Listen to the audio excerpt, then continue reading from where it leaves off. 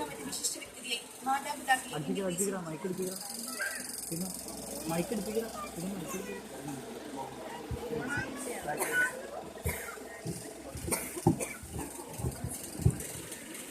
ഏറെ നാളുകളായി നമ്മുടെ ചർച്ചകളിലും ചിന്തകളിലും പലപ്പോഴും ഉയർന്നു വന്നുകൊണ്ടിരിക്കുന്ന ഒരു ആശങ്ക വഴി നമ്മുടെ യുവജനതയുടെ കാഴ്ചപ്പാടിലും പ്രവർത്തനങ്ങളിലും ഒട്ടേറെ മാറ്റങ്ങൾ സംഭവിച്ചിരിക്കുന്നു.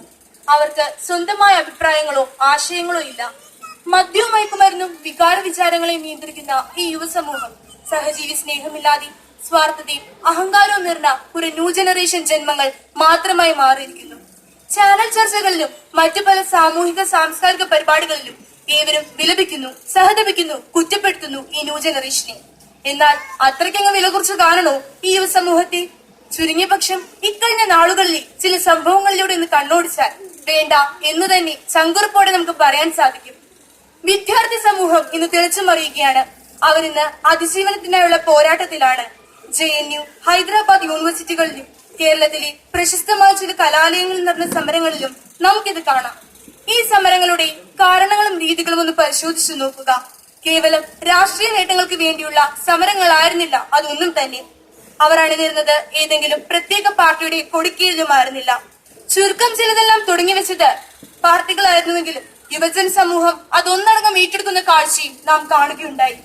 ഹൈദരാബാദ് സർവകലാശാലയിൽ തങ്ങളുടെ സഹപാഠിയുടെ ആത്മഹത്യയിലേക്ക് നയിച്ച ജാതി വിവേചനത്തിനെതിരെയാണ് സമരമെങ്കിൽ JNUയിൽ അത് അഭിപ്രായ സ്വാതന്ത്ര്യത്തിന് വേണ്ടിയുള്ളതാണ്.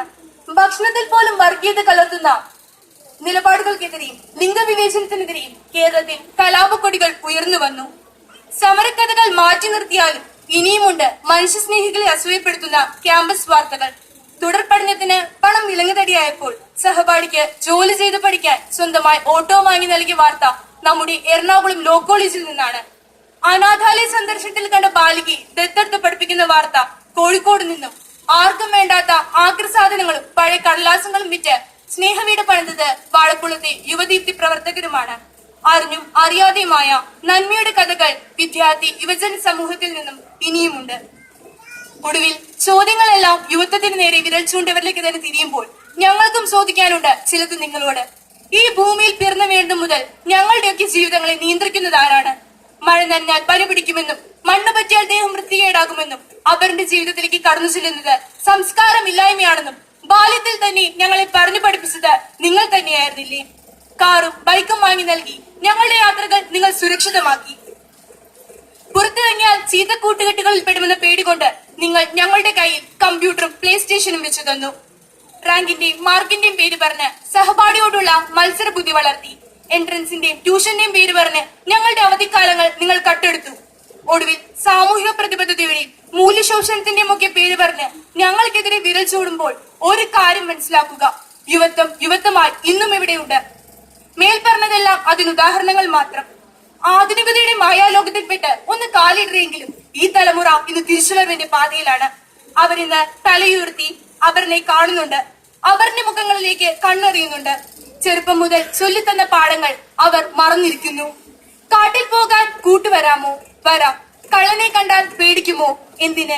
കുയിലിനെ കണ്ടാൽ പേടിക്കുമോ? എന്തിന്? തീരെ നനയാതെ അവൾ കണ്ണിലൂതുന്നു, അവൻ കണ്ണു ചിമ്മുന്നു. അപ്പോൾ പേടിയുണ്ട് അല്ലേ? ഒരു തലമുറയുടെ വ്യക്തിത്വങ്ങളിൽ നിർഭയത്വവും പ്രതികരണശേഷിയും വളർത്തിയ ഇതുപോലെയുള്ള കുട്ടിക്കളികളും ലൂക്കാച്ചുപ്പിയും കള്ളനും പോലീസും ഒക്കെ ഇനിയുമുള്ള തലമുറയ്ക്ക് അന്യമാകാതിരിക്കട്ടെ. മണിക്കൂറുകൾക്ക് വില പറയുന്ന പേഴ്സണാലിറ്റി ഡെവലപ്മെന്റ് ക്ലാസുകളും സ്പിരിച്വൽ ട്രെയിനിങ്ങും ഒന്നുമില്ലാതെ തന്നെ ഒരു നല്ല യുവസമൂഹം ഇവിടെ രൂപപ്പെട്ടു വരും. ഇത് കേവലം വിശ്വാസമല്ല, മറിച്ച് പ്രതീക്ഷയാണ്. നന്മയുടെ കണിക ഈ യുവസമൂഹത്തിൽ പ്രതിഫലിക്കുന്നുണ്ട് എന്നതിന്റെ തെളിവ്. നാളെയുടെ ഭാവി ഇന്നത്തെ തലമുറയുടെ കയ്യിലാണ്. ആ കൈകളിൽ അത് ഭദ്രമാകണമെങ്കിൽ അവരെ അവഗണിക്കരുത്, മറിച്ച് അംഗീകരിക്കുക. പരിഹസിക്കരുത്, മറിച്ച് പ്രോത്സാഹിക്കുക. തള്ളിക്കളയരുത്, മറിച്ച് സ്വന്തം എന്ന് പറഞ്ഞ് ചേർത്ത് നിർത്തുക. ഇത്രയും മതിയാകും സ്നേഹത്തിലും സർവോപരി മൂല്യത്തിലും അധിഷ്ഠിതമായ ഒരു യുവസമൂഹം ഇവിടെ പിറവിയെടുക്കാൻ. അതിന് ആദ്യം മാറേണ്ടത് ഇവിടെ ഇരിക്കുന്ന നിങ്ങൾ ഓരോ മാതാപിതാക്കളുമാണ്. ആ മാറ്റം അംഗീകരിക്കാൻ നിങ്ങൾ തയ്യാറാകുന്നെങ്കിൽ നിങ്ങളാകും ലോകത്തിലെ ഏറ്റവും മികച്ച മാതാപിതാക്കൾ. നിങ്ങളുടെ മക്കളാകും ഈ ലോകത്തിലെ ഏറ്റവും ഭാഗ്യവാൻ. ആ മാറ്റം അംഗീകരിക്കാൻ നിങ്ങൾക്ക് ഏവർക്കും സാധിക്കട്ടെ എന്ന് ആശംസിച്ചുകൊണ്ട് നിർത്തട്ടെ. നന്ദി, നമസ്കാരം. നല്ലൊരു സന്ദേശം